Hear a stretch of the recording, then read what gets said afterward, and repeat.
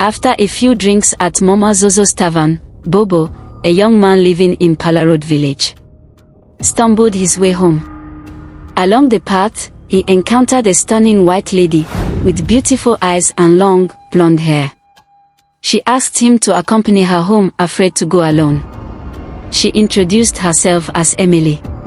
Bobo, mesmerized by her beauty, agreed. As they walked through the darkness, they chatted. Bobo was surprised to hear the white lady speaking in his native language. They arrived at her beautiful home, and she invited Bobo in for a strong coffee. Inside, the hut was adorned with flowers, and she prepared a delicious meal. Bobo felt grateful and excited to meet such a generous lady. After eating, the woman offered him a room for the night. Bobo gladly accepted and slept soundly under luxurious blankets. But when he woke up, he was shocked to find himself lying on a grave in the middle of a graveyard, surrounded by countless tombstones. Terrified, he sprinted home as fast as he could. John and Emily, newlyweds with dreams as big as the African savannah, embarked on a fateful journey, touring the African soil. Their car sliced through the dusty roads, the sun painting their skin with warmth. But John's eyelids grew heavy, and he drifted into a fatal sleep. The car veered off the road, crashing into a cow. The impact took his life immediately. Emily woke and called John. She too lost her life afterwards. The villagers arrived, their faces etched with pity. They buried the couple side by side, beneath the African soil. But Emily's grief transcended death.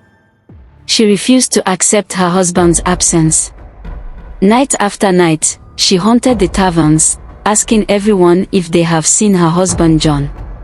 But no one knew John, and so she became bitter and angry. Accidents plagued Palaroad. Tires burst mysteriously and headlights flickered out. Survivors spoke of a white figure standing in the middle of the road. She lured young men to sleep with her using her powers. After these men woke at her grave, they went mad. The chief, desperate to end the curse, summoned a powerful church. The priests arrived, their robes billowing like storm clouds. They chanted ancient hymns, holy water splashing onto the cursed road. But Emily remained steadfast. When they commanded her to depart, she laughed a hollow, chilling sound. "I want my husband," she screamed, her voice echoing through the night. The priests trembled, beads of sweat forming on their foreheads. "Go back where you came from," they pleaded, but Emily refused. "Not without my husband," she vowed. "I'll haunt this road until he's returned to me." The villagers watched from a distance, hearts pounding. Emily's eyes glowed. The priests sang louder, their voices cracking. But Emily stepped toward them, her anger defying the divine. "Where is your home?" the head priest demanded. "America," Emily shouted, the word hung in the air. Foreign and distant. The villagers exchanged bewildered glances. America, an unknown land beyond their wildest dreams. The church had to go back, and Emily continued wreaking havoc in Palaroad. 5 years passed and the village of Palaroad became famous. People avoided the road, taking a longer route to bypass her. Curious young Rafiwa, a small boy who lived in the village, decided to confront Emily. The villagers stood there in shock. He asked her who she was, and why she lingered in Palaroad. Emily revealed that she was searching for her husband, hoping to return to America. Rafiwa questioned her further, wondering where she came from, before America. Emily hesitated, admitting she didn't know. Rafiwa suggested that Emily's true home might be heaven, a peaceful place beyond the sky. Intrigued, he asked if he could join her there. Emily laughed, explaining that he'd have to die first. But Rafiwa challenged her. "You're still here, even though you were buried in the graveyard." "Why?" He took Emily to her grave, and then to her husband's grave. Rafiwa revealed the truth.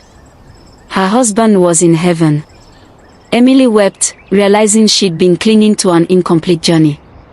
She had dreams of exploring the world with her husband, but fate had other plans. As Rafiwa comforted her, he reminded Emily that her anger and confusion had kept her tied to Pala Road. Perhaps it was time to let go and find peace. Emily agreed, finally accepting her husband's departure. So she released her restless spirit. Suddenly a bright, forceful light came from the sky. The villagers watched in amazement and awe. The beautiful light took Emily away. And so, in the quiet of the night, Emily's ghost faded away, leaving behind a village no longer haunted. Rafiwa brought closure to a lost soul. The villagers celebrated.